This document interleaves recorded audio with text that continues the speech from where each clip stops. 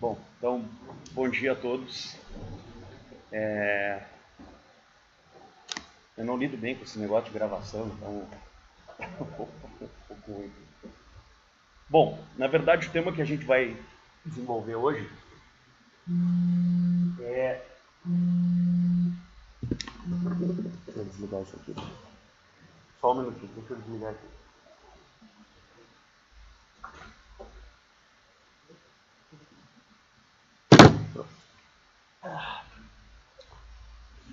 Bom, o tema que a gente vai desenvolver hoje é a ética do Aristóteles. Claro que tratar de um tema tão difícil como a ética do Aristóteles não é um empreendimento tão fácil, porque um curso de filosofia moral do Aristóteles demandaria da nossa parte muito mais do que uma aula, né? Quer dizer, a cada livro da Ética Nicômaco, para tratar apenas do livro mais importante do Aristóteles, seria no mínimo uma aula, ou no mínimo 2 aulas para cada um desses livros, né?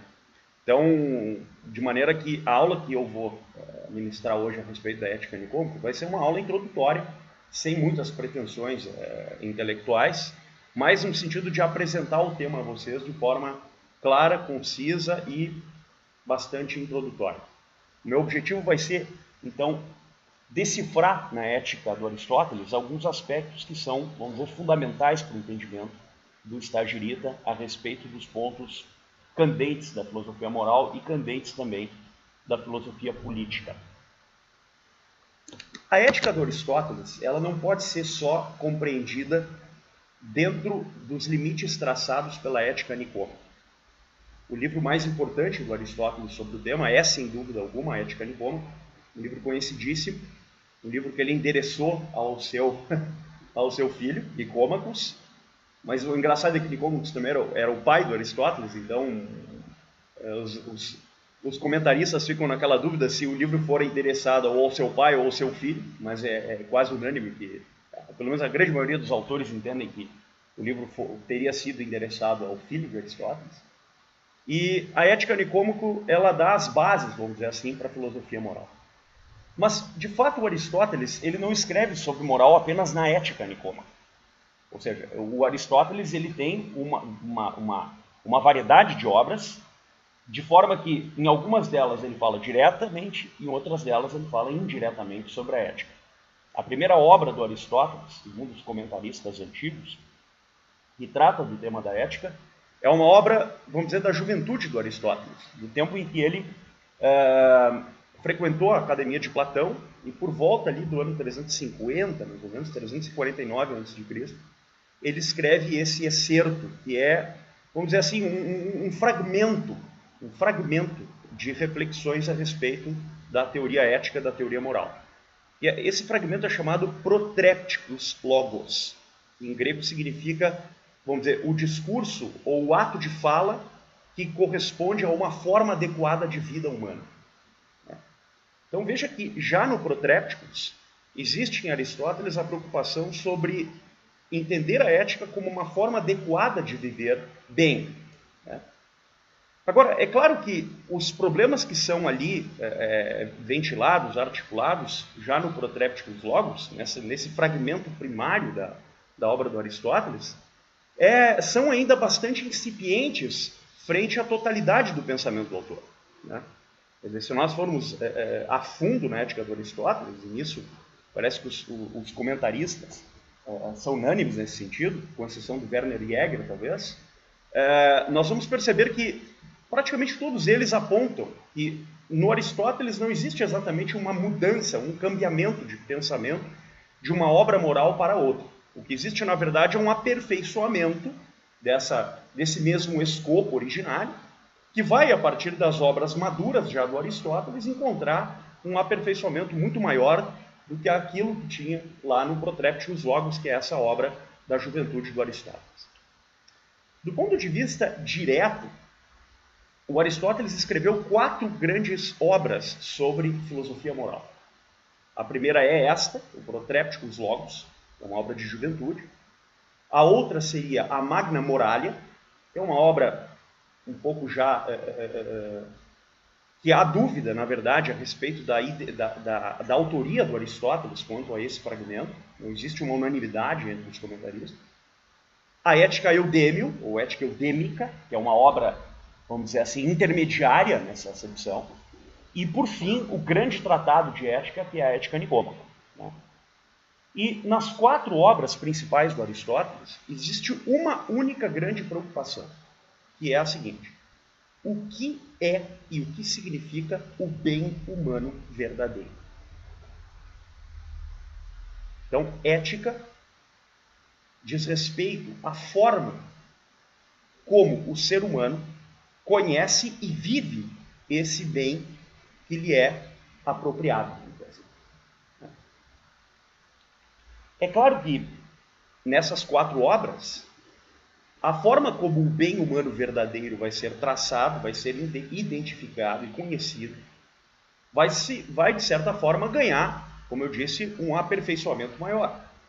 Aquilo que o Aristóteles havia falado no Protrepticus Logos, a respeito do bem humano verdadeiro, vai estar mais ligado, inclusive, vai estar muito mais ligado, na verdade, à herança platônica que tinha o Aristóteles até aquele momento. Quer dizer, se o Aristóteles, que escreve esse primeiro fragmento, é um Aristóteles que ainda está na Academia de Platão, e que ainda está, vamos dizer assim, bebendo das fontes do platonismo, é claro que ainda ele está muito influenciado por aquela forma de ver o bem humano a partir de uma filosofia platônica que identifica o bem como uma forma substancial, né? Ou seja, na filosofia platônica existe a diferença entre o mundo sensível, que é o mundo da representação, e o mundo das formas, que é o mundo, vamos dizer assim, verdadeiro por excelência, né? Onde, num processo tensional da inteligência humana, o homem, o ser humano, o filósofo, na verdade, vai buscando o conhecimento dessas formas a partir de uma participação, vamos dizer assim, na realidade do ser, na realidade dessas mesmas formas. Então, essa noção de participação, ela vai estar ainda muito presente no Aristóteles jovem, no jovem Aristóteles, no Aristóteles que escreve esses fragmentos do Protépticos Logos. Mas, com o avançar da carruagem e já com a saída do Aristóteles da academia e a aquisição da sua, entre aspas, independência acadêmica ou intelectual frente a Platão, claro que isso é uma forma um pouco inadequada, porque um discípulo não se separa assim do seu mestre, antes pelo contrário, existe uma longa manus, uma continuidade, uma traditio, uma tradere, uma tradição que vai se compondo. Então, o Aristóteles, que já escreve a Ética Eudêmica e, sobretudo, a Ética Nicômaco, é um Aristóteles já maduro, é um Aristóteles que já cotejou todas as dificuldades que esse tema do bem humano pode trazer. Bom, introduzindo então, tendo introduzido essa primeira parte histórica, um pouco biográfica da figura do Aristóteles, sobre o tema do qual nós vamos tratar, eu vou passar direto ao tema agora, que é a ética do Aristóteles. Todo o problema da ética do Aristóteles começa em identificar quais são as potências da alma humana. Então, o ser humano é composto de alma e corpo. Esta unidade entre alma e corpo pressupõe que a alma imortal, por sua vez, alma que frente ao corpo é perene e, por sua vez, imutável nessa acepção, possui uma estatura, um estatuto ontológico, segundo o qual a própria alma anima o corpo, ela dá vida ao corpo. Então existe uma composição segundo o qual a alma e o corpo compõem o ser humano, compõem o homem como tal. Mas a alma como tal, ela tem, nesse sentido, 2 potências possíveis, primárias, vamos chamar assim. Uma primeira é a alma a partir de si própria. Então, a alma entendida segundo as suas próprias características, vamos dizer assim. E num outro sentido, é a alma entendida em relação ao corpo. Então, quais são as potências da alma com relação ao corpo? Então, no primeiro sentido, nós estaríamos a identificar quais são as características intrínsecas da alma. O que não convém ao caso, porque o nosso tema não é, de fato, decifrar o Tratado de Ânima do Aristóteles, senão entender a alma nas suas potências com relação ao corpo. Porque as potências com relação ao corpo são as potências da alma que identificam a atividade do ser humano e os aspectos da vida humana como tal. Então, nesse sentido, nós podemos dizer que a alma ela tem três potências, vamos chamar assim. Num primeiro momento, ela tem as potências chamadas vegetativas. Então, o que são as potências vegetativas?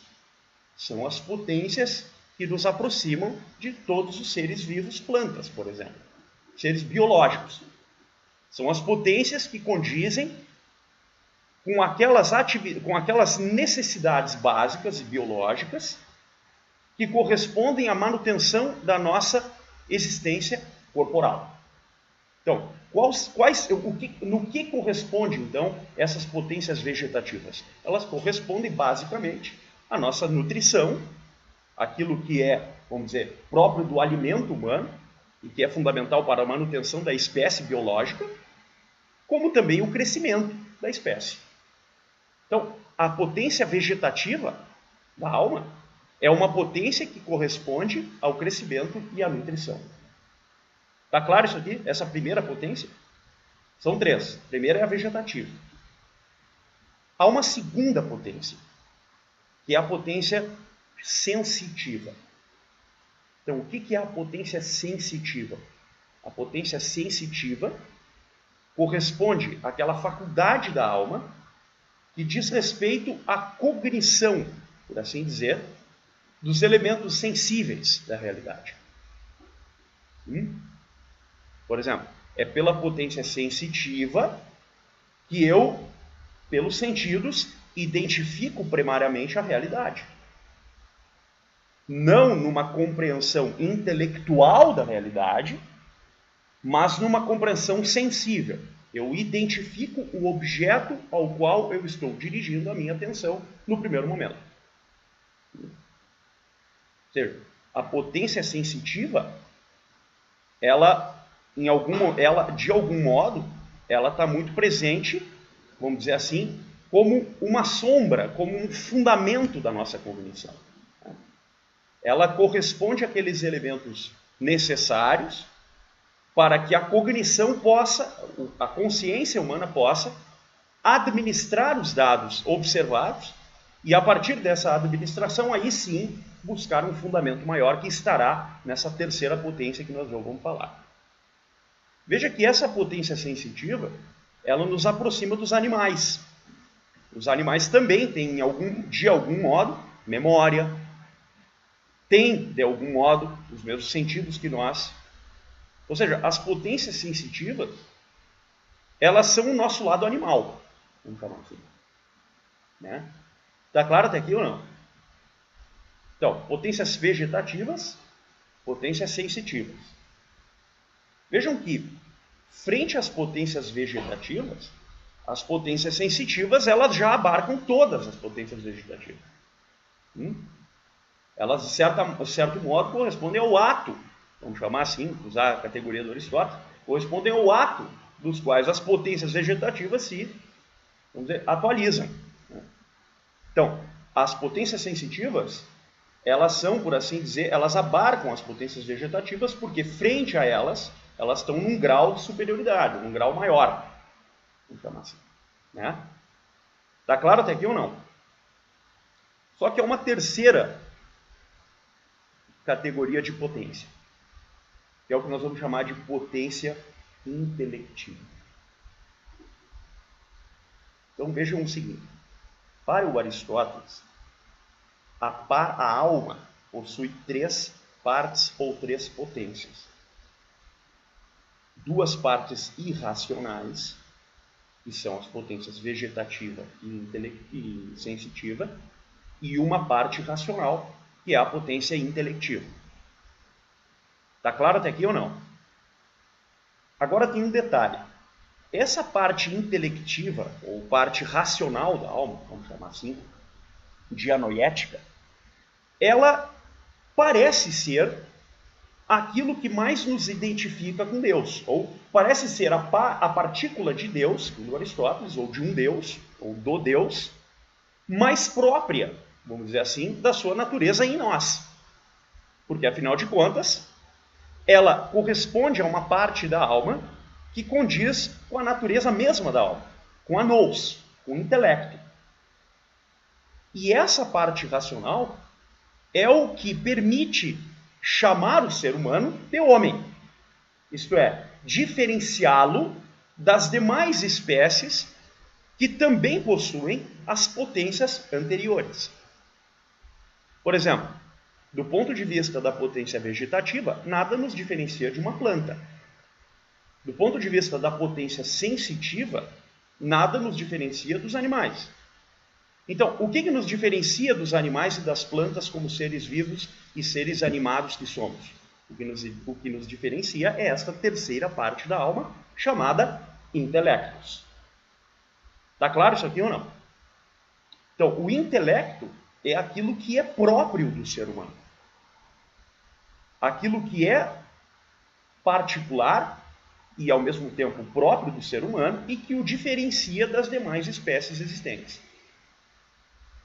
Está claro isso?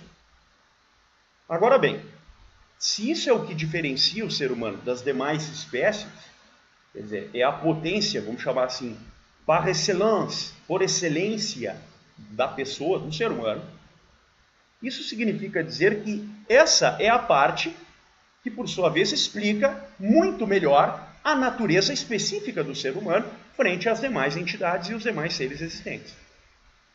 Então, cabe-nos ver o que é essa parte chamada parte racional ou intelecto. E a pergunta é, como se caracteriza, ou o que é de fato o intelecto? O intelecto, ele se destina ao conhecimento. E, portanto, ele se destina à apropriação que o intelecto humano faz, a inteligência humana pode fazer, das coisas reais. Daquilo que é, por assim dizer, verdadeiro, no sentido total ou no sentido parcial. No sentido completo ou no sentido contingente ou particular. Até aqui está claro? Ou seja, o intelecto é aquilo que é aquela faculdade ou potência da alma que possibilita ao ser humano o conhecimento das coisas, o conhecimento das naturezas substanciais dos entes. Vamos falar assim. Agora, como é esse intelecto? Como ele se compõe? E aqui nós vamos começar a se aproximar do tema da ética. Para o Aristóteles, a razão ou o intelecto não são a mesma coisa. Eu estou usando aqui de forma indiscriminada, porque o próprio Aristóteles usa, mas a tradição escolástica vai distinguir o intelecto da ratio em alguma medida. A ratio é uma parte do intelecto, mas eu vou ficar com Aristóteles, senão eu vou confundir mais ainda a cabeça de vocês. Então vamos ficar aqui para não ter problemas. O intelecto, ele tem três, vamos dizer assim, modalidades possíveis. Então veja, primeiro são as três partes, as três potências da alma. Agora nós temos as três partes específicas do intelecto. A razão ou intelecto pode ser produtiva, na verdade, quando ela se destina a fabricar alguma coisa. Então se destina a criar algo. Ou seja, nesse sentido, o intelecto é produtivo. Ele se vale de uma determinada técnica, tecne, arte, no grego, voltada para produzir alguma coisa. Por exemplo, um arquiteto precisa construir um prédio. Como é que ele vai construir esse prédio? Através de uma técnica. Ele vai se valer de um determinado método, metódicos. Ele vai pegar um método, uma variedade de instrumentos e vai executar esses instrumentos a fim de gerar este bem, este algo criado, produzido. Então, no primeiro momento, o intelecto é produtivo. Está claro essa primeira impressão da coisa? Só que o intelecto também se dirige, veja que interessante isso aqui, não para produzir alguma coisa, mas o intelecto se dirige para identificar qual é o fim determinado para uma ação minha particular. E para o modo correto, o qual eu devo agir para atingir esse determinado bem específico na minha ação. Tá claro isso? Ou seja, veja que no primeiro momento, o intelecto é produtivo porque ele concebe os instrumentos e concebe o seu resultado a partir dos instrumentos. Né? O bem produzido é, vejam bem, extrínseco à atividade ocasionada. Quando produtivo, o intelecto produz, por assim dizer, um meio necessário e não acidental para gerar um determinado bem que é externo, extrínseco a essa atividade. Quer dizer, o arquiteto, quando monta um prédio, ele cria o prédio. O prédio passa a ser independente e extrínseco e externo ao iter, ao procedimento utilizado pelo arquiteto naquela atividade. Tá claro? Essa segunda classe do qual eu estou falando é diferente. Porque aqui a noção de bem ela está intrínseca na atividade. Estão entendendo? Então, por exemplo, eu preciso ser melhor marido. O que eu devo fazer para ser um melhor marido? Agir de forma adequada. Vai ter um bem posterior a essa atividade que vai gerir um produto, um resultado final? Ou o bem está na própria ação em si mesmo? Ser um bom marido. Está na própria ação. Tá claro? Então, essa segunda classe, ou parte do intelecto, é o que nós vamos chamar de intelecto prático, ou razão prática. Tá claro? Razão prática. É a razão ou operação do intelecto que capta o bem e, a partir dessa sacação do bem, condiciona o agente, o ser humano no caso, a encontrar as melhores formas de chegar por suas ações concretas e reais a realizar esse bem. Então, uma segunda parte aqui do intelecto. Há uma terceira parte. Então, a primeira parte produtiva, a segunda parte prática e a terceira parte é o que nós vamos chamar de intelecto teórico. O intelecto teórico, ele se destina a uma atividade que é diferente das duas anteriores.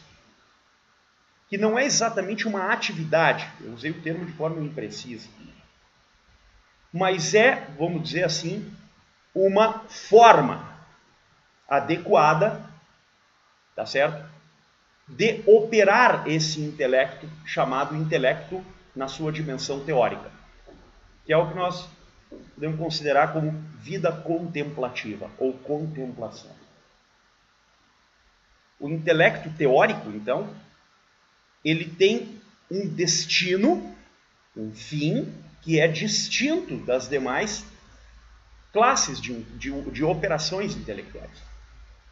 Enquanto na primeira é gerar um bem extrínseco, produzir um bem extrínseco, e na segunda é agir bem, no terceiro, ou terceira classe das operações intelectuais, nós estamos falando de descobrir a verdade das coisas. Então, o intelecto teórico, nesse sentido, ele se destina ao conhecimento das coisas verdadeiras, das verdades substanciais e até, por que não, imutáveis das coisas. Vejam que nesse primeiro momento, nesse tipo de operação intelectual, que é o intelecto teórico, o que nós estamos dizendo é que o intelecto, ele se destina, ele se dirige ao conhecimento das coisas que são invariáveis e cujos princípios são também variáveis, porque se referem a resultados necessários e não contingentes. Vamos trabalhar com exemplos que fica mais claro. Isso é o que nós estamos falando, chamando de ciência. É o mundo da ciência e da filosofia. É o mundo da episteme como tal. É a atividade epistêmica do filósofo, no caso, ou cientista, que descobre os primeiros princípios e, descobrindo os primeiros princípios e primeiras causas, ele decifra os elementos imutáveis, invariáveis das realidades substanciais. Por exemplo, se eu digo a vocês, 2 mais 2 é igual a 4, essa conclusão é necessária. Quer dizer, não há variabilidade nesse silogismo. 2 mais 2 pode ser 5 ou não? Pode? Não. É necessariamente 4. Se 2 mais 2 é necessariamente 4, então nós estamos trabalhando num campo, ou estamos operando o nosso intelecto num campo cujas propriedades também são invariáveis, no caso a matemática. Estão entendendo isso ou não? Então, o intelecto teórico, ele se destina, ele se dirige ao conhecimento desses princípios, dessas causas que são invariáveis. E que são verdades eternas.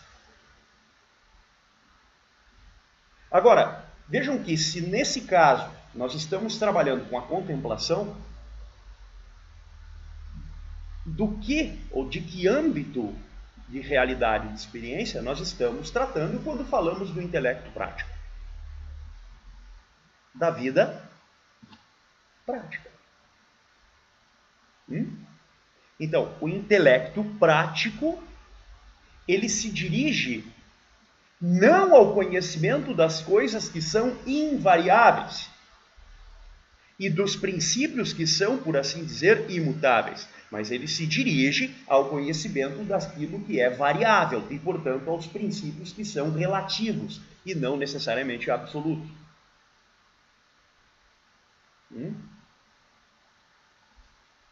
E o conhecimento, portanto, das coisas que são variáveis é o conhecimento daquilo que é contingente e particular em relação à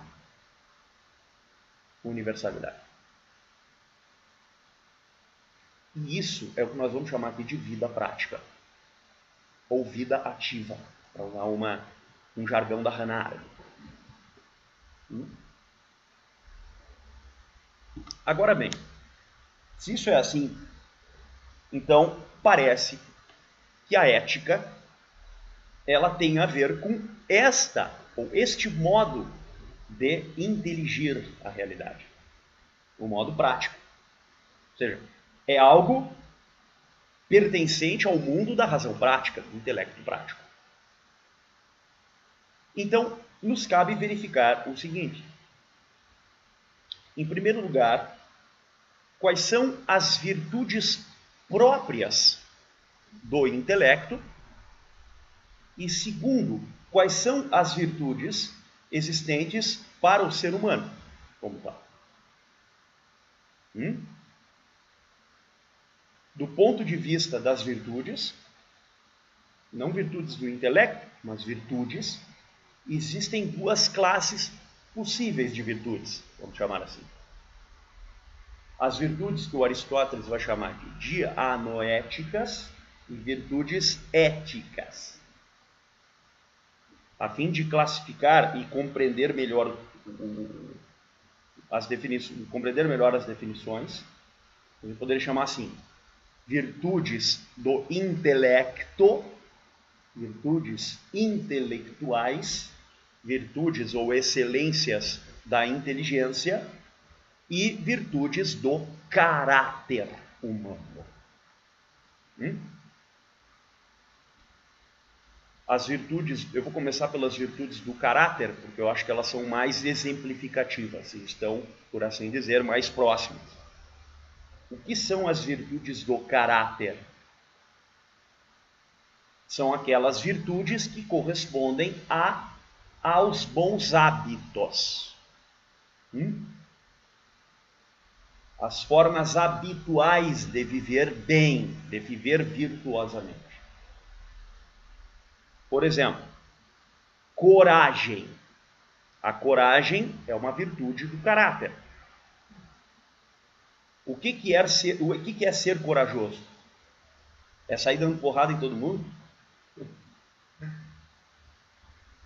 O cara vai lá na academia, fortão, agora eu vou bater em todo mundo. É isso? Não. Corajoso é não ser temerário. O que é o cara temerário? É o cara que acha que pode bater em todo mundo. Ah, eu sou o cara agora. Vou bater naquele jogo. Sou melhor, sou mais forte. Esse é o temerário. Coragem não é isso. Isso é um excesso de coragem. Mas, por outro lado, ser corajoso é ser um covardão? Ter medo de todo mundo? Ser um temeroso? Também parece que não. Parece que a temerosidade, a covardia, é a falta da coragem. Então, o que é a virtude da coragem enquanto virtude do caráter? É uma virtude que não é nem excedente, nem faltante. É uma virtude do justo meio. Daquilo que é adequado, segundo as circunstâncias reais e concretas que surgem para o agente. Então, ser corajoso significa ser, neste caso, forte, em acordo às circunstâncias concretas da vida do agente. Está clara a virtude da coragem? É um tipo de virtude do caráter. Outra virtude do caráter nós poderíamos aqui trabalhar. A temperança. Ser temperante não é ser nem excedente na temperança, nem faltante na temperança, mas ser temperante. Da mesma forma, o magnânimo, o magnificente, ou o justo.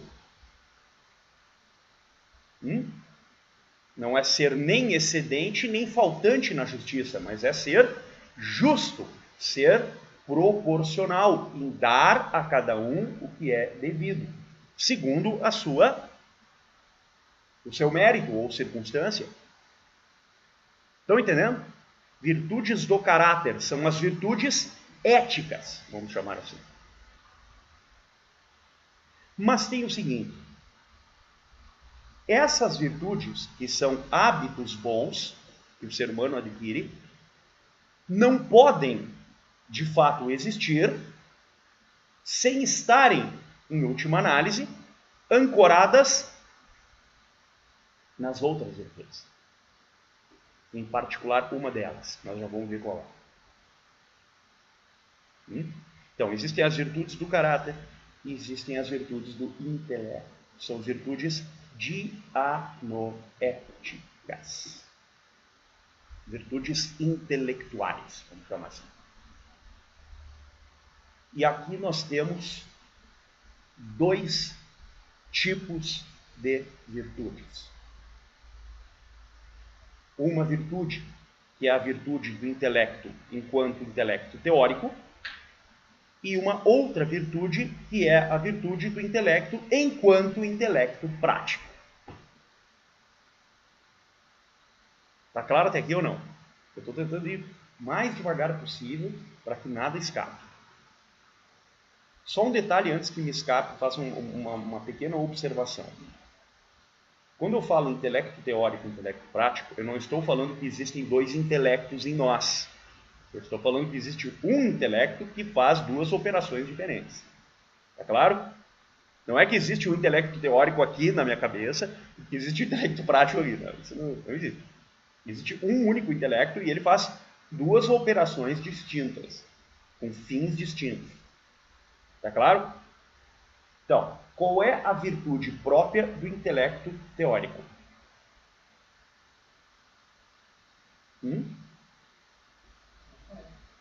Não, a virtude, Danilo.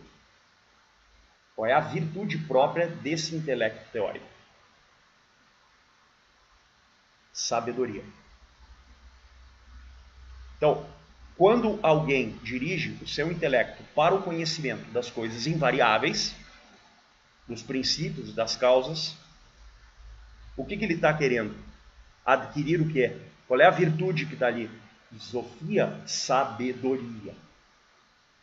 Tá claro? Mas, qual é a virtude própria do intelecto prático?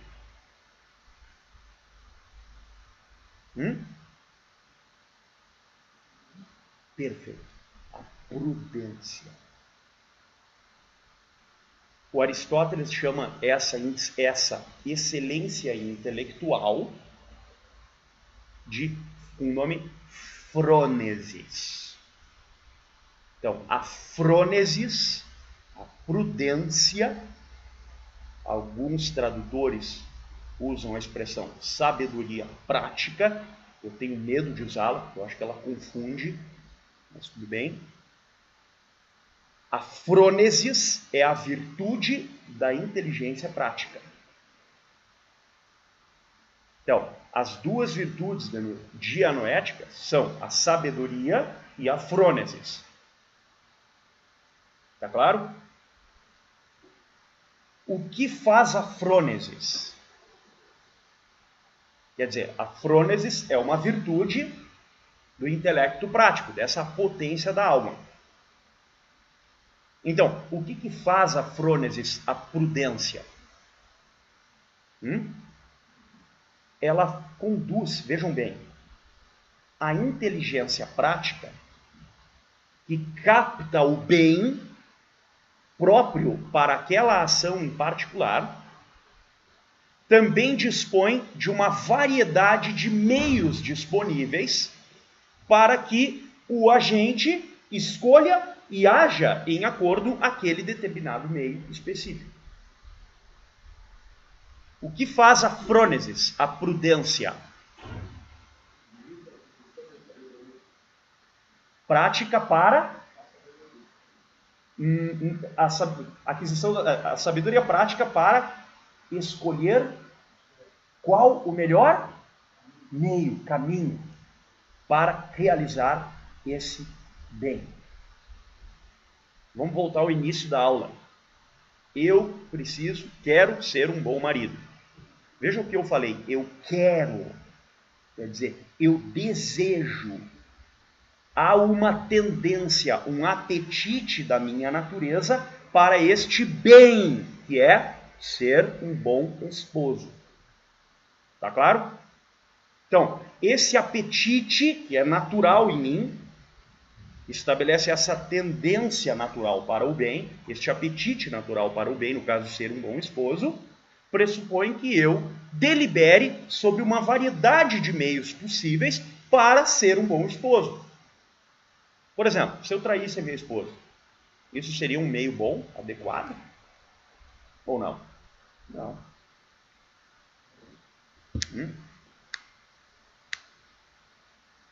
Ah, mas demonstre matematicamente que não é. Isso não é demonstrável, isso é evidente. Estão entendendo? A frônesis, ela vai permitir que eu escolha o meio mais adequado e, portanto, a melhor atividade para realizar aquele bem na minha vida. No caso, ser o melhor marido que eu possa ser. Estão entendendo? Ela é nem uma coisa nem outra, ela é uma virtude. É uma excelência da inteligência prática. Aperfeiçoamento da inteligência prática. Pelo treino e uso, boa. Pelo hábito. Então vamos pegar esse gancho que o Henrique nos traz no seguinte sentido. Pergunto eu: as virtudes do caráter precisam da frônesis ou não? Precisam? Seriam possíveis as virtudes práticas, éticas, sem a frônesis? Não. Então, isso significa dizer que os princípios dos nossos atos humanos interiores correspondem à união entre as potências da alma e os hábitos bons. Entre as virtudes do caráter e a virtude dianoética no sentido prático. O aperfeiçoamento da inteligência ou da razão prática. Vamos lá, claro, pega.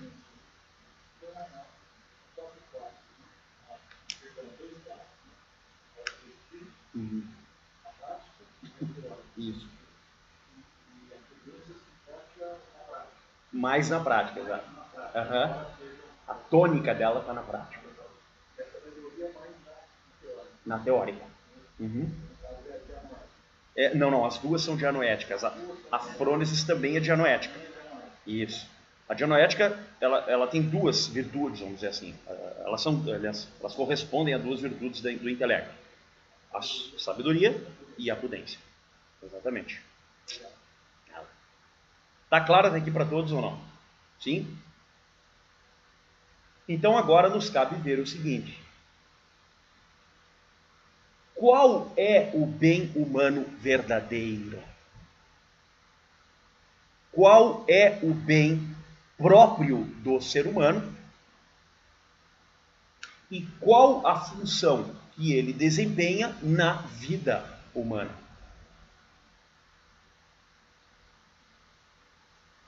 O Aristóteles começa a Ética Nicômaco respondendo a essa pergunta. Ele diz assim: toda arte e toda atividade tendem a um bem. Eu não estou parafraseando o Aristóteles, não é literal isso que eu estou dizendo, mas a ideia é essa. Tá? Toda arte e toda atividade tendem a um bem. Só que veja, arte é técnica, é produção. Então o bem da arte é um bem externo, é um bem produzido. Qual é o bem da atividade? Nós vimos no início, é um bem intrínseco à própria atividade, certo? Então, qual é a melhor forma de agir? Qual é o bem humano e qual é, portanto, a excelência humana por definição? O Aristóteles usa uma expressão grega para definir isso. A expressão é eudaimonia. A tradução literal de eudaimonia é felicidade. Só que vejam o seguinte: felicidade para Aristóteles e para a cultura grega nada tem a ver com o conceito moderno utilitarista ou voluntarista, ou mesmo liberal de felicidade. O conceito utilitarista de felicidade é o quê? A maximização do prazer e a diminuição possível da dor. Ou a maximização da riqueza no ambiente social e diminuição, vamos dizer assim, da pobreza, etc. O Aristóteles não tem nada a ver com isso. Eudaimonia significa a melhor forma de agir na circunstância dada. E qual é a melhor forma de agir na circunstância dada? É aquela que desempenha na sua atividade as virtudes próprias daquela atividade para o qual se destina o agente. Vamos pegar o caso do esposo Marcos. Ele leva porrada todo dia, xingamento. Qual é a melhor forma de ser? Se a minha mulher ver essa aula, vai me matar, mas tudo bem. Tomara que ela não viu. Qual é a melhor forma de ser um bom marido nessa circunstância específica?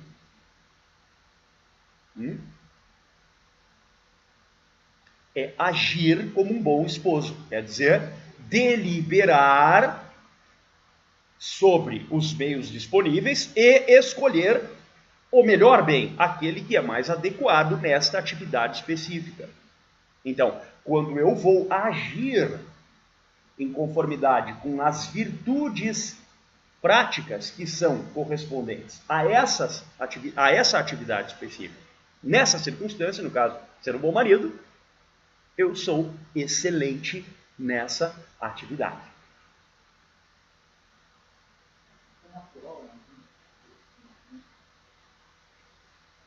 É natural, sim, mas não é natural in natura. Exato. Eu não quero dizer que é natural no sentido, vamos dizer assim, como a filosofia moderna da natureza entende o natural. Não é nesse sentido. Percebe? Corresponde à natureza humana, porque é aquilo que identifica alguém como humano e não como um animal ou uma planta. Percebe a diferença? Também, claro, a lei natural, exatamente. Exatamente. Por quê? Porque os princípios primeiros da razão prática, os princípios que dirigem a inteligência prática, correspondem analogamente aos preceitos da lei natural. Percebeu? Tá claro isso aqui? Diego?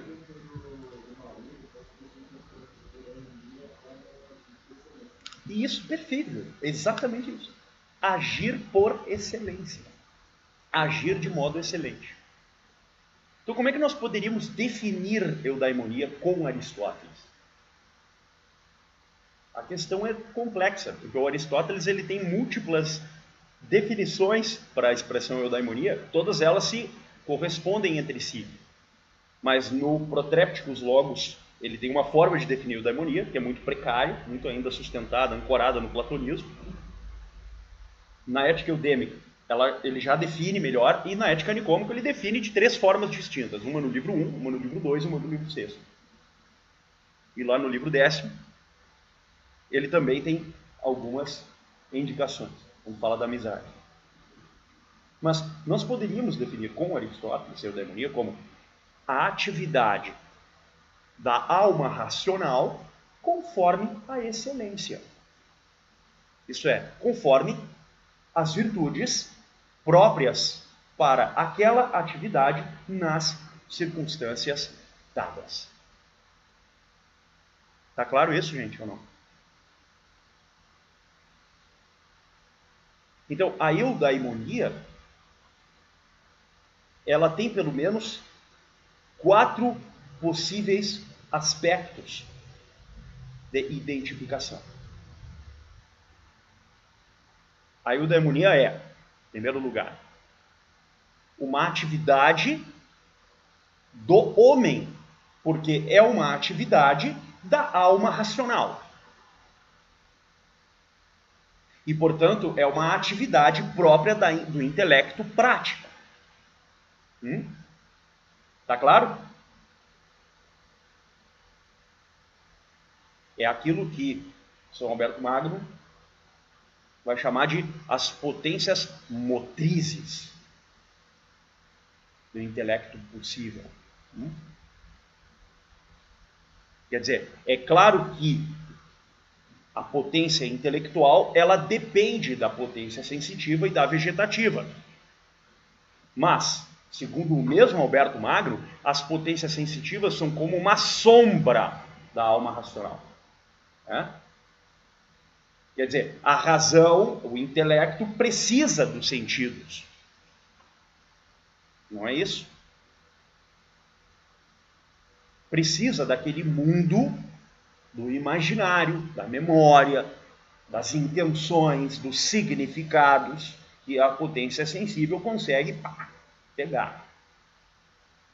Mas a potência intelectiva é ela que toma a frente, ela é o timeu, vamos dizer assim, da ação humana. Tá claro? Então, é uma atividade, a eudaimonia é uma atividade, uma ação da alma racional. Mas não é qualquer ação, é uma ação da alma racional conforme as virtudes próprias daquela atividade específica. Então, quando eu sou um bom marido com a Carol, eu estou agindo, minha alma racional, a parte racional da minha alma está, o intelecto prático, agindo na realidade, na experiência, em conformidade com as virtudes. É nesse sentido que o São Tomás depois vai dizer que as faculdades, os princípios ou as faculdades dos atos interiores são as potências da alma e os hábitos bons. É o que muitos comentaristas vão dizer. Mas por que São Tomás coloca os hábitos como princípios de atos interiores e não exteriores? Por uma simples razão, não existem hábitos bons sem as potências da alma, sem a inteligência prática e a sua virtude correspondente, que é a frônesis. Tá claro isso aí ou não?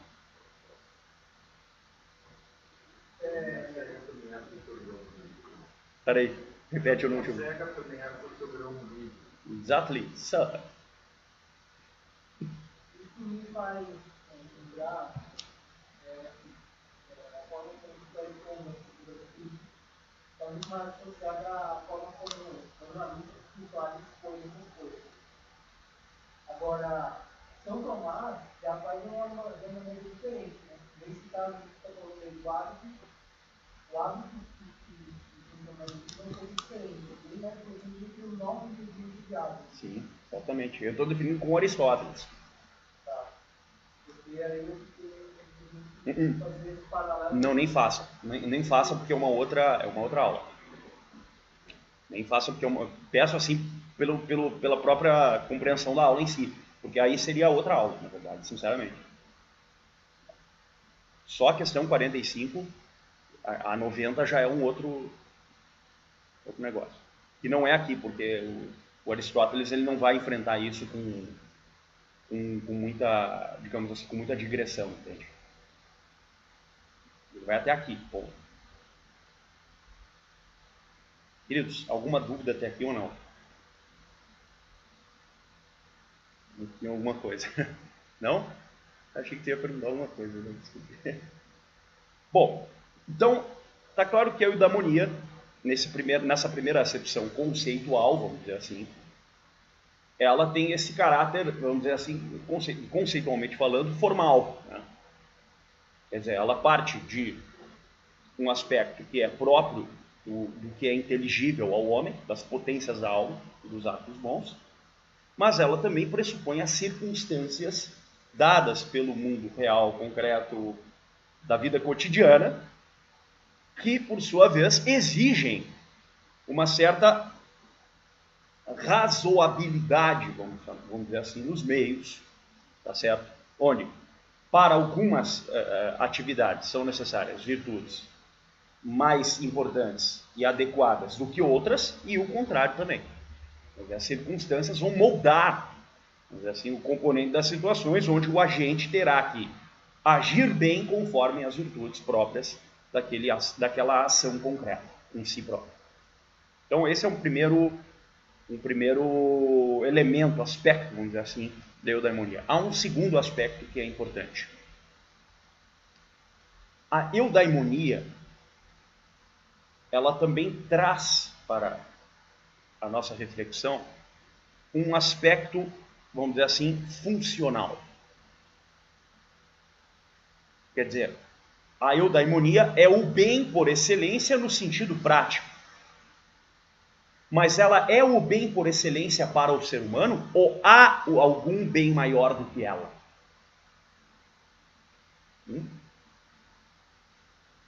Segundo Aristóteles, eudaimon é aquele agente que é excelentemente bom, ou seja, que é virtuosamente bom nas suas ações, na sua atividade. Mas existe algum tipo de vida que é superior à atividade?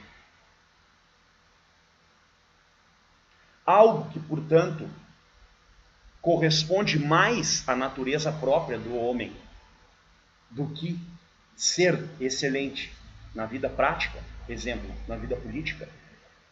Sim. E isso tem a ver com o intelecto teórico. Para o Aristóteles, é melhor ser contemplativo e excelente contemplativamente do que ser excelente praticamente. Então, o eudaimon, o agente filósofo, o homem contemplativo, é alguém que está mais próximo daquilo que define a sua natureza. No início da aula nós falamos, o intelecto, a nous, é aquela partícula que nos torna mais próximo dos deuses do que dos animais e das plantas, segundo Aristóteles. Então, quanto mais eu desempenhar a minha, vamos dizer, vida contemplativa, mais próximo, de Deus eu estarei. Ou do Deus. Tá claro isso aí? Então, ser contemplativo é superior a ser prático, nesse sentido. O que não significa dizer que ser prático, ser um bom prático, quer dizer, agir bem, não seja desejável. Claro que é. Então, a eudaimonia completa corresponde àquele que pensa com o máximo de virtude e àquele que age com o máximo de virtude. Aquele que é excelente contemplativamente e é excelente na vida prática cotidiana. Tá claro isso aí? Claro? É uma boa pergunta. No primeiro escrito do Aristóteles sobre a ética, no Protrepticus Logos, não existe essa separação. Parece que uma coisa é dependente da outra. Por quê? Porque o Aristóteles ainda está muito forte, está muito preso ao platonismo. E no platonismo não existe uma diferença muito clara e específica entre a frônesis e a sabedoria. Existe mais aquela visão socrática inicial, né? Agora, nos últimos escritos sobre ética, na Ética Eudeme e na Ética Nicômaco, o Aristóteles já separa esses dois estilos. É uma palavra muito, eu não gosto, mas eu acho que ela é mais clara para entender. Esses dois estilos de vida, vamos dizer assim. Então, a contemplação é mais desejável, mas ela é separada da vida prática. Então, o que deve fazer um filósofo? Deve encontrar todos os meios para agir com o máximo de excelência, de forma a sobrar mais tempo para que ele se dedique à contemplação.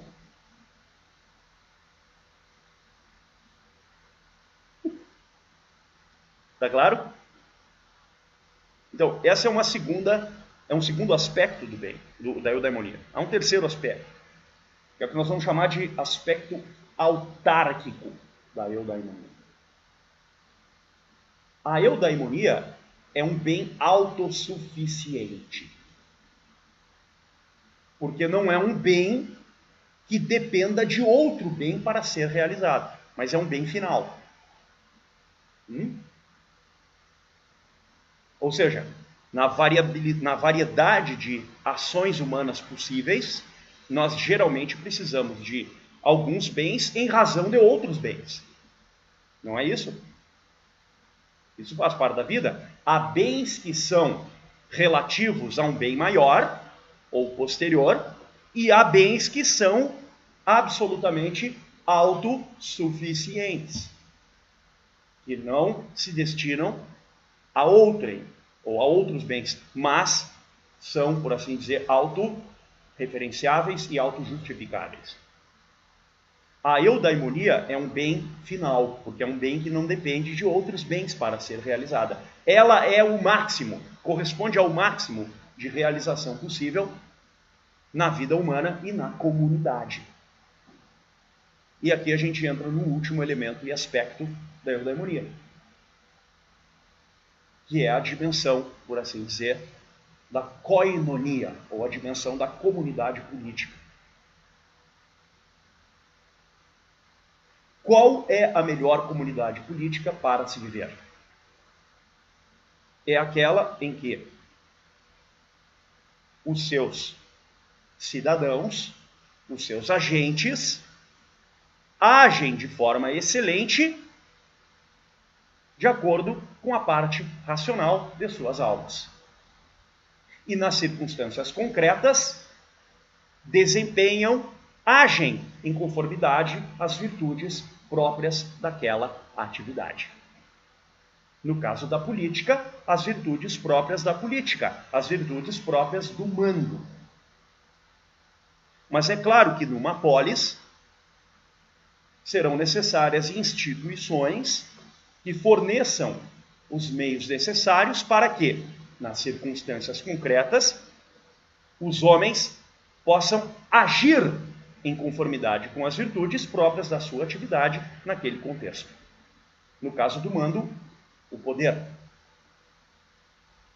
No caso do meio doméstico, a potestade familiar. E daí por diante. Até que, sendo a eudaimonia o bem perfeito do ser humano, é claro que a eudaimonia também é o bem perfeito da cidade desses seres humanos. É o bem perfeito no sentido político. E se a eudaimonia é o bem completo no sentido político de uma comunidade, isso significa dizer que uma cidade composta de instituições boas é uma cidade que tende a ser boa para os seus habitantes. Ficou claro? Então aqui encerramos essa introdução à ética do Aristóteles. Perguntas? Nenhuma. Hélio.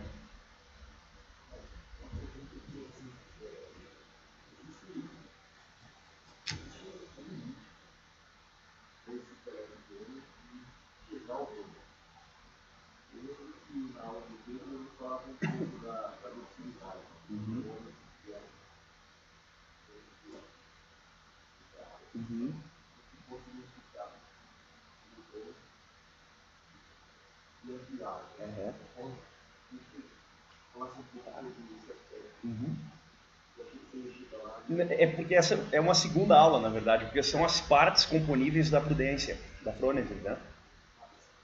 A docilidade é uma virtude menor da Frônesis.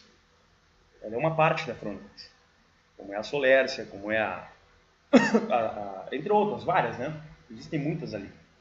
A docilidade é uma delas, sem dúvida alguma. Por quê? Porque ela dá, vamos dizer assim, a direção concreta para que a virtude da inteligência prática possa encontrar os meios nas circunstâncias adequadas para que alguém, de forma dócil, não se transfigure vamos dizer assim, num robozinho, entende? É aquilo que a gente chama assim, mas ele é uma pessoa humana, tal, quer dizer, é uma pessoa aberta. Nós falamos, assim, costumamos caracterizar as pessoas dessa maneira, né? Algumas pessoas. Então, quando nós caracterizamos algumas pessoas assim, nós estamos tratando dessa parte da Frônesis, que é a docilidade. Quer dizer, não é a frieza, mas também não é o destempero emocional. Percebe? É aquilo que dá ao homem a abertura necessária para enxergar as circunstâncias que possam ser, vamos dizer, antagônicas às suas aspirações, mas que ao mesmo tempo, tá certo? Moderem o caráter dele a fim de que ele possa, pela sua inteligência prática, decifrar o bem concreto naquela circunstância, apesar das adversidades. Deve, por favor. Em relação a essas potências da alma humana, aqui no mundo existe mais essa potência intelectiva. Essa partícula que diferencia dos outros animais. O Aristóteles ele arrisca alguma explicação para a origem dessa partícula? Então, ele fala isso, o Deus. É uma partícula de um Deus ou do Deus. Só que em algumas passagens ele alude à energeia, a dinamis, a causa eficiente, ao motor imóvel, vamos dizer assim. Então, qual seja a substância desse motor móvel, energeia, dinamis ou Deus, bom, aí é outro. Não, o Aristóteles não parece dar referências a esse aspecto teológico, vamos dizer assim. Ele para aí. Para aí. Claro. Está na metafísica. Isso. Mas claro, é que o Hélio pergunta sobre a identidade do motor imóvel, né?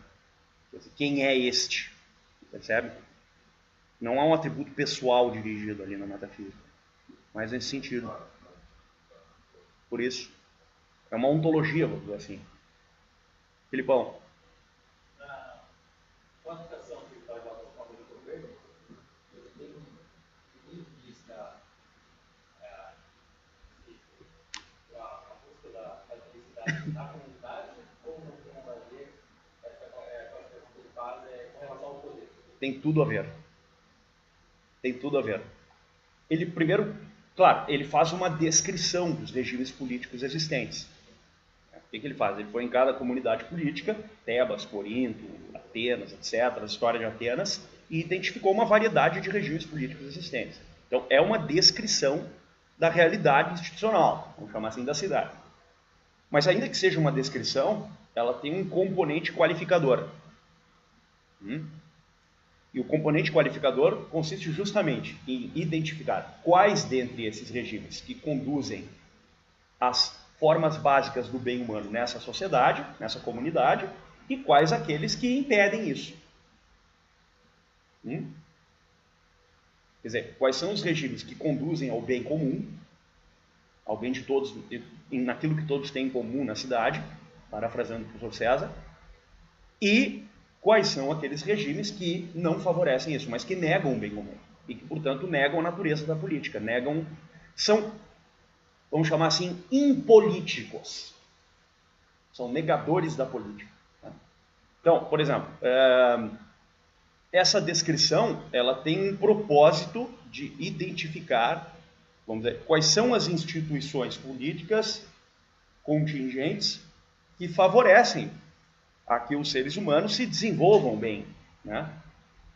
Sejam excelentes nas suas atividades, e quais aquelas que não são.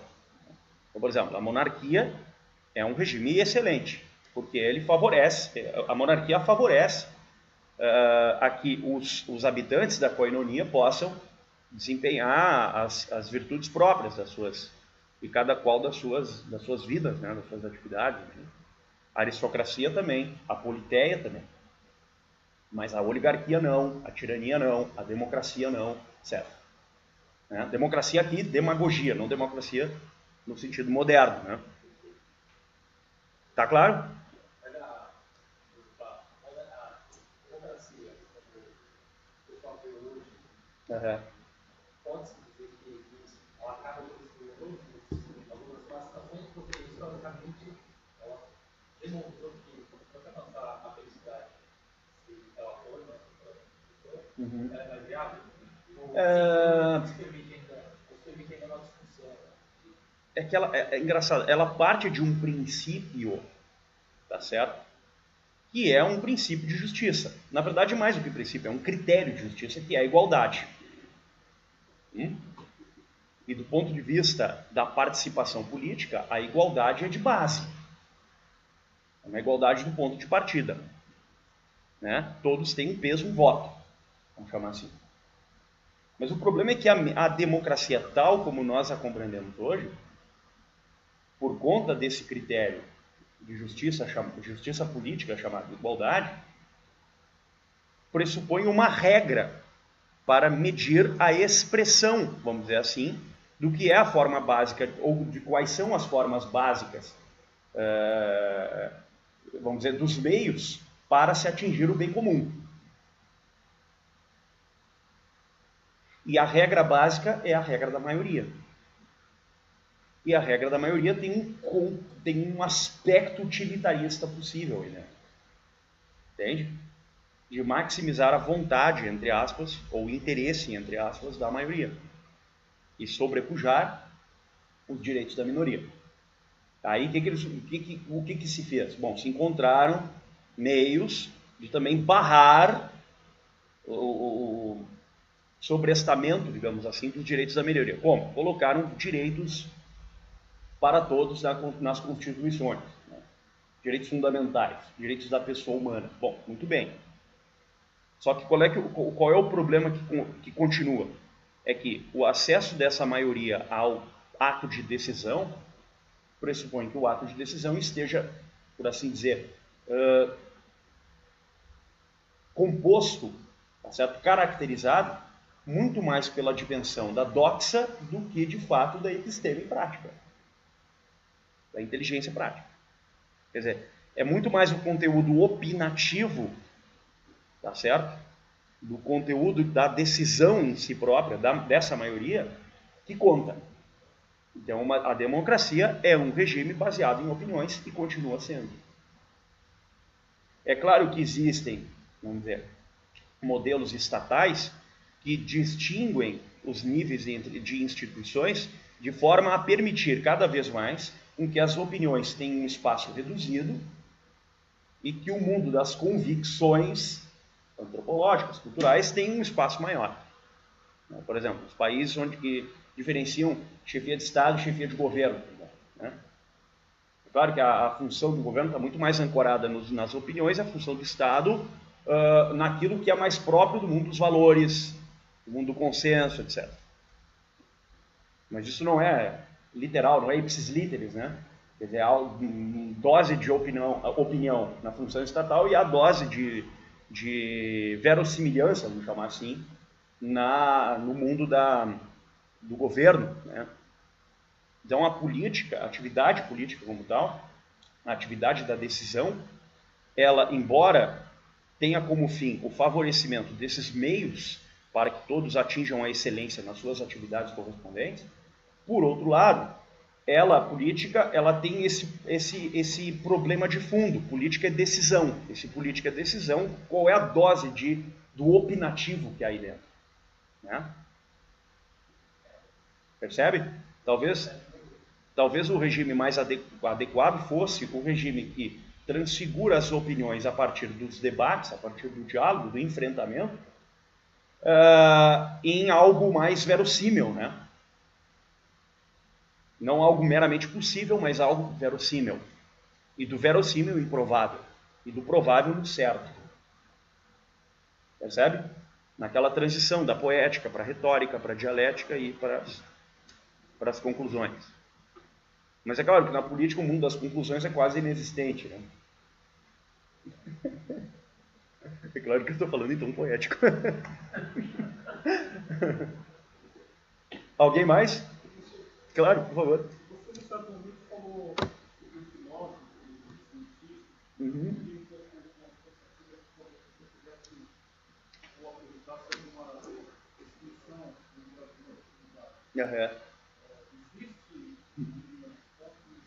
Existe. Pena que não dá tempo para tudo, né? Mas eu vou fazer uma breve distinção aqui. Ambos os estilos de vida estão ancorados naquilo que é próprio do intelecto teórico, da razão teórica, e que tem como virtude a sabedoria. Só que o que distingue a filosofia das ciências? A filosofia, ela procura identificar quais são as causas primeiras dos seres e da realidade em geral. Então, o que quer saber o filósofo? Bom, o filósofo está em busca da verdade. Sim, mas sob qual aspecto da verdade? A verdade como tal. Percebeu? Ninguém tem autoridade, nem eu nem ninguém, para dizer qual é essa verdade ou o que ela é. O que nós temos que fazer é apontar os caminhos para buscá-la. E talvez algum de nós descubra um pouquinho, uma parcelinha, uma partículazinha dela. A tarefa do filósofo é fazer isso o tempo inteiro. Fazer aqui, me entenda bem, não é fazer produzir, é fazer, vamos dizer assim, estar nesse estado de alma, em busca da verdade permanentemente. O cientista também quer descobrir causas e princípios, mas ele quer descobrir causas e princípios correspondentes àquele objeto particular da sua investigação. No caso, o cara é um físico. Então, o que ele quer identificar? As leis da física. As leis da física são causas e princípios da física como tal. Dos elementos físicos, da física, da dinâmica física, etc. Mas, frente às primeiras causas de todas as coisas, as causas da física são secundárias. E, portanto, são relativas. E, portanto, são contingentes e parciais. Não exatamente. Ainda continuam no universo da razão teórica. Porque elas correspondem à contemplação e não à ação. Percebe? Porém, existem ciências que são mais próprias, vamos dizer assim, da razão prática. Por exemplo, a ciência política. O Aristóteles diz conter parte de razão teórica, parte de razão prática e parte de razão produtiva. Olha que interessante. Porque a política produz coisas também. Produz meios. O cara vai criar, construir lá um canal de esgoto na cidade. Ele vai produzir um bem concreto, extrínseco. Isso é atividade produtiva também. Então a política está ali, ela está tergiversando esses vários estilos. Né? Percebe? Agora, as ciências teóricas são próprias da contemplação. Mas a distinção que se estabelece entre filosofia e ciências é que o objeto de uma é mais, vamos dizer, verdadeiro, porque é mais universal. Mas não mais universal no sentido de abstrato. É mais universal porque corresponde mais eficazmente, mais eficaz, quando eu uso a palavra eficaz aqui, é no sentido de eficácia no sentido escolástico, quer dizer, ser efetivo, tá certo? É mais efetivo do que a particularidade das ciências, que se propõe a investigar os princípios que são ali próprios daquele objeto em particular. Né? E vejam que interessante, cujos princípios também não são exatamente homogêneos. Quer dizer, pode vir um cientista e descobrir que aquele determinado princípio não é exatamente assim. E daí vai. A ciência tem esse caráter dinâmico, né? Ela não é definitiva, ela é sempre provisória. Não naquele sentido do Karl Popper, do falseamento e tal. Aquilo é outra história, mas ela tem uma dimensão provisória, porque embora ela se ancore em certos princípios, esses princípios também não são exatamente, única e exclusivamente homogêneos. Alguém mais, gente? Bom, eu acho... Brunão. Vamos lá. Sobre essa pergunta ainda, componente observação e experimentação, que era um diferencial entre ciência e filosofia, a ética de Aristóteles... Pode repetir para mim, eu te peço desculpa que eu não ouvi. O componente observação e experimentação que a gente tem de ciência hoje, era algo que fazia essa diferenciação de filosofia e ciência à época de Aristóteles, ou essa é um jeito mais moderno? Certamente porque o próprio Aristóteles fazia isso. Qual talvez é a diferença para hoje? É que hoje os instrumentos, tá certo, são muito mais ricos para levar a uma determinada experimentação a ter um resultado comprovado. Então hoje os instrumentos são mais, vamos dizer assim, bem elaborados, mais aprimorados para isso. Mas como método, bom, esse é o método do Aristóteles por excelência. Percebe? O Aristóteles faz isso o tempo inteiro, tenta fazer isso o tempo inteiro. Nada que esteja na filosofia do Aristóteles não tenha como correspondência o mundo da experiência. A filosofia não necessariamente se vale dessas observações de explicação, mas se outros. Isso. Não.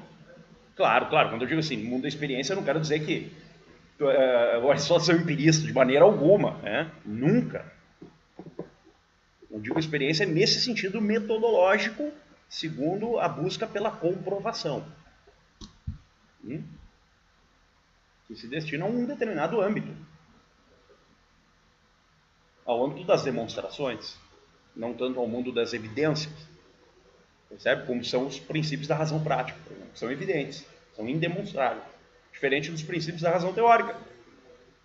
São princípios das ciências demonstrativas.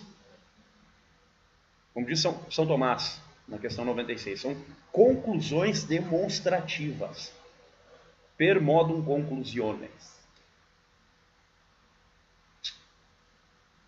Algo mais?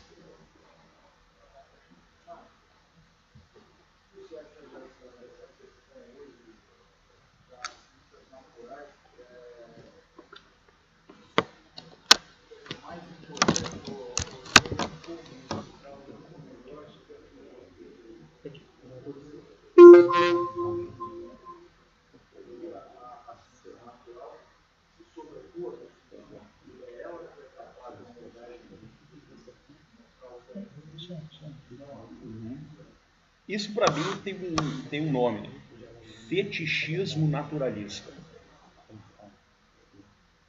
O cara precisa de uma coisa observável para que ele conclua determinada coisa. Então eu só posso falar se eu ver. Só que é o seguinte, ciência natural pressupõe que você extraia da própria natureza certas leis. Aqui já começa todo o problema. Porque eu posso extrair leis da natureza, como eu posso extrair certas observações, que são, por assim dizer, mutáveis e que não correspondam necessariamente ao desenvolvimento permanente de um determinado aspecto da natureza. Então eu só posso concluir que essas leis, elas são falíveis. Se essas leis são falíveis, o que me permite então decifrar de forma absoluta e inevitável afirmações permanentes no sentido absoluto daquilo que eu estou observando? Resposta: nada. Porque a natureza é dinâmica, não é estática. Se é assim, eu tenho duas saídas. Ou eu uso essas supostas leis da natureza e as estendo para todos os demais campos da vida humana, como a vida social, por exemplo, como fez o positivismo, e crio um fetichismo analítico artificial para dizer que essas leis da natureza são as leis que dirigem o cosmos. E aí eu vou cair numa coisa muito perigosa, que é um afastamento total da realidade. Ao ponto de um cara dizer, como Durkheim, por exemplo, que a natureza da sociedade é mecânica. Entende? Que tem certas leis que são permanentes, estáticas, que dirigem as ações e determinações humanas. Ou eu vou cair no outro lado, que é negar absolutamente o conhecimento da natureza. O que também não é uma... Então, qual me parece ser o caminho? Me parece ser o caminho seguinte: bom, eu desconfio, mas eu também não vou usar da desconfiança como o método por excelência. Eu tenho que usar qual o meio por excelência? A razão, não a desconfiança. Entende? O problema da filosofia moderna da natureza é que a desconfiança gerou um arcabouço de mitos, fantasias e projetos de poder que se utilizam desses mitos e fantasias para obter vantagens. Percebeu? Em parte o ceticismo, mas não unicamente. O ceticismo também é vítima disso, vamos dizer assim. Percebe? Por quê? Porque o ceticismo parte da onde? Parte da desconfiança. Então, se eu parto da desconfiança, as únicas conclusões a que eu poderia chegar serão negações, não afirmações. Só que se eu nego tudo, eu tenho que negar em virtude de uma afirmação. Então eu tenho que pressupor que exista algo antes da minha negação. Então eu não posso ser cético com relação a tudo. Se eu não sou cético com relação a tudo, eu tenho que acreditar em algo. Percebeu? Todas essas filosofias, elas são, no meu entender, falaciosas, porque elas padecem de um argumento ontológico pressuposto. Então elas partem de uma vamos dizer assim, de uma premissa epistemológica que é falsa. Ou eu vou negar tudo. Ou eu vou dizer que um aspecto único e exclusivo é o que define o ser humano, por exemplo, as potências sensitivas. O ser humano é só sentimentos. Não há diferença entre animais e seres humanos, como alguns estão fazendo hoje. Estão entendendo? Então é tudo isso, gente. A filosofia, entre aspas, naturalista, ela acabou gerando essa fratura na inteligência, na inteligibilidade do mundo. E uma fratura que é decisiva para a onda de estupidez que tomou conta na sociedade humana. As pessoas se tornaram estúpidas, no sentido objetivo da palavra. Não estou ofendendo ninguém. É apenas um diagnóstico psicológico. Estão entendendo? Eu tive uma aula recentemente, eu falei do direito natural na especialização, onde a gente mostra muito problema. Tem alunos, muitos professores que veio aos poucos, mas ele veio atacando ao direito natural, propondo a ele o positivismo, de alguma maneira demonstrando, não abertamente, mas estava claro na mente dele que ele estava dizendo isso. O positivismo, no final das contas, foi uma evolução do direito frente ao direito natural, né? E ninguém falava nada. Daí eu falei, professor, um dos problemas me parece que é um certo relativismo, não é isso? Ele falou, sim, de fato. Essa é uma das críticas que se faz a essa evolução, ao positivismo. Ele não falou nada disso. Claro. É impressionante que ninguém perceba isso. Mas olha, não aconteceu isso, ou então, a partir do que o senhor está dizendo, não se pode chegar a isso, a esse cenário. É que o erro, o Finis apontou o erro, né? O John Finis. Ele apontou o erro. Ele diz o seguinte, ele faz no livro dele, o livro célebre dele, que é o Natural Law and Natural Rights, no segundo capítulo, Imagens e Objeções, ele descreve de que modo os positivistas contemporâneos entenderam errado, de forma errada, os clássicos do direito natural. Se nós pegarmos a teoria da lei natural em São Tomás de Aquino, qual é o elo de conexão entre os princípios da razão prática, que são preceitos da lei natural, e o direito humano positivo? O elo, em primeiro lugar, é a razão. Essa conexão é uma conexão racional, não é uma conexão teológica, de fé, etc. É uma conexão ratione, per modum ratione. Esse é o primeiro ponto. Só que tem o seguinte, e olha como são as coisas. O próprio São Tomás, na questão 96, da prima de secunda pars,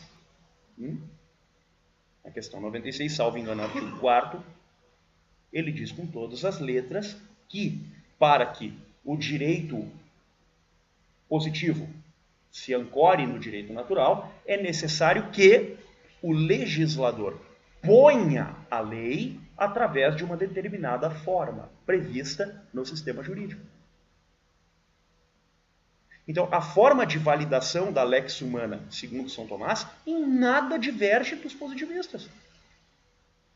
Absolutamente nada. Claro que tem um segundo elemento que São Tomás prevê, que é o seguinte: o conteúdo da lei tem que ser um conteúdo de justiça, materialmente justo.